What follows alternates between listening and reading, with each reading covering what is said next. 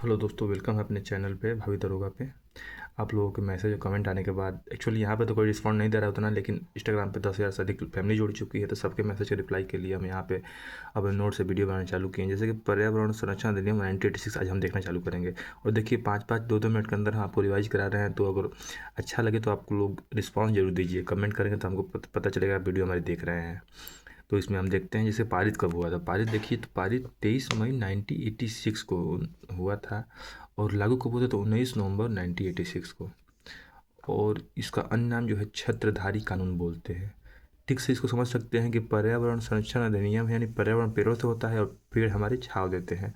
तो छत्रधारी कानून इसको याद कर सकते हैं ट्रिक से। 1986 में ही क्यों? क्योंकि 1972 में पर्यावरण संरक्षण सुधार के लिए यूएन में स्टॉकहोम सम्मेलन हुआ था। तो निर्णय लिया कि जो अपने मतलब ये जो कार्यक्रम है, अपने देशों में पर्यावरण के लिए कानून बनाना चाहिए सबको, ताकि हमारे पृथ्वी मतलब कि पर्यावरण से रिलेटेड जो भी है सुधार हो सके, प्रदूषण कम हो सके। ये संविधान में इसका महत्वपूर्ण अनुच्छेद है मतलब 253।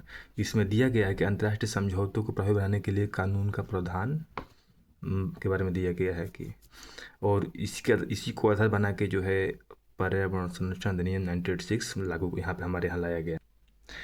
ये जब डीपीएसपी देखेंगे हमारी जो राज्य की नीति निधि तत्व है, तो वहाँ 48A में भी दिया गया है कि मतलब राज्य जो है पर्यावरण की रक्षा और सुधार करने के तथा देश के वनों को तथा वन्य जीव रक्षा करने के लिए प्रयास करेगा।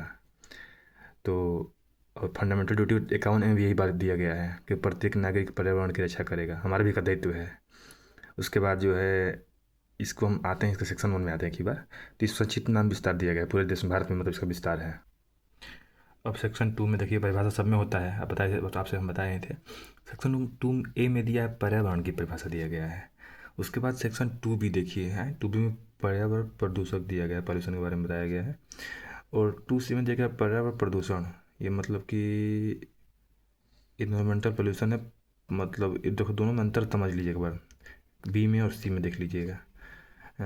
PDF डाल देंगे हम, बाकी ज़्यादा क्या समझे। 2D में देखिए तो ये हथलाना बोल रहा है, हैंडलिंग। और 2E में दिया है परिसंकटमय पदार्थ। एक इससे महत्वपूर्ण क्वेश्चन आता है, मतलब कि केंद्रीय प्रदूषण नियंत्रण बोर्ड की स्थापना कब हुई थी?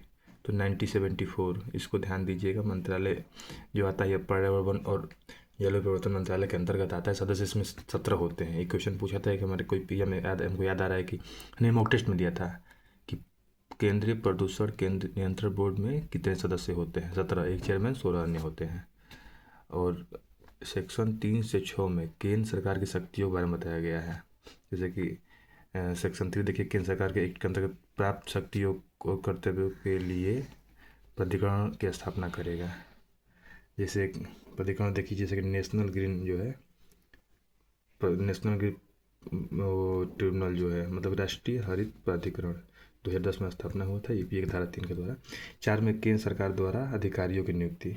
5 में केंद्र सरकार द्वारा निर्देश मतलब आदेश देने की जो है नियुक्ति दिया गया है। और 6 में आ जाइए, 6 में दिया गया है कि प्रदूषण को कंट्रोल करने के लिए रूल बनाने की शक्ति सेंट्रल गवर्नमेंट के पास है। और 7 में देखिए तो पर्यावरण प्रदूषण के उत्सर्जन की मनाही से रिलेटेड उद्योग शक्ति, जैसे कि इसमें दिया है कि मानक से ज़्यादा पर्यावरण प्रदूषण जो भी प्रदूषक उसका उत्सर्जन नहीं किया जाएगा, एक मानक होगा सबके लिए। सेक्शन 8 में परिसंकट में पदार्थ दिया गया है। और सेक्शन 9 में जानकारी के प्राधिकरणों एवं अभिकरणों को दिया जाना। सेक्शन 10 में दिया गया है कि केंद्र सरकार द्वारा नियुक्त व्यक्ति किसी भी स्थान में प्रवेश का निरीक्षण कर सकता है। सेक्शन 11 में नमूना दिया है, सैंपल दिया है, सैंपल लेने की शक्ति। फिर सेक्शन 12 में दिया पर्यावरणीय प्रयोगशालाओं की स्थापना दिया गया है। सेक्शन 13 में दिया गया है सरकारी विश्लेषक जो गवर्नमेंट रसीद होते हैं उनके लिए। और सेक्शन 14 में दिया सरकारी विश्लेषकों की रिपोर्ट के बारे में दिया गया है। और सेक्शन 15 में दंड दिया गया है, 15 में दंड। उसके बाद हाँ, दंड में ध्यान से देख लीजिएगा। दंड में जो है ये प्रावधानों को उल्लंघन करने के लिए 5 साल का जेल हो सकता है, 1 लाख तो जुर्माना हो सकता है, दोनों भी हो सकता है उल्लंघन। बाकी इससे महत्वपूर्ण यही चीज़ें हैं। सेक्शन 16 में कंपनियों द्वारा जो अपराध है उसके बारे में दिया गया है। सेक्शन 17 में देखिए तो सरकारी विभागों का अपराध दिया गया है।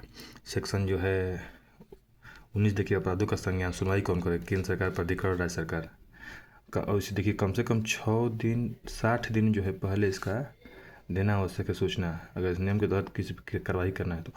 और आर्टिकल 21 मतलब सेक्शन 21 मतलब सेक्शन 21 को देखिए तो कह रहा है कि सेक्शन 3 के तहत गठित प्राधिकरण के सदस्य जैसे लोक सेवा के बारे में माने जाएंगे। सेक्शन 22 देखिए, इस अधिनियम के प्रावधानों के तहत कार्यवाही में सिविल कोड कोई स्वीकार्य नहीं है। और 23 में देखिए, केंद्र सरकार द्वारा अपनी शक्तियों और कर्तव्यों का प्रतिनिधित्व किया जाना। सेक्शन 25 में नियम बनाने की शक्ति दिया गया है। और इम्पॉर्टेंट पॉइंट जो है, परेशान व्यक्ति जो है अपील कर सकता है, वो प्राधिकरण में अपना कंप्लेंट डाल सकता है, बस यही है। बाकी वीडियो अच्छा तो लाइक करिए, कमेंट करिए, बाकी जो कमी बताइए हम सुधार करने का प्रयास करेंगे। ओके, 2 मिनट 4 मिनट में रिवाइज करा रहे हैं, इससे बेहतर क्या ही है अब आप लोग के लिए।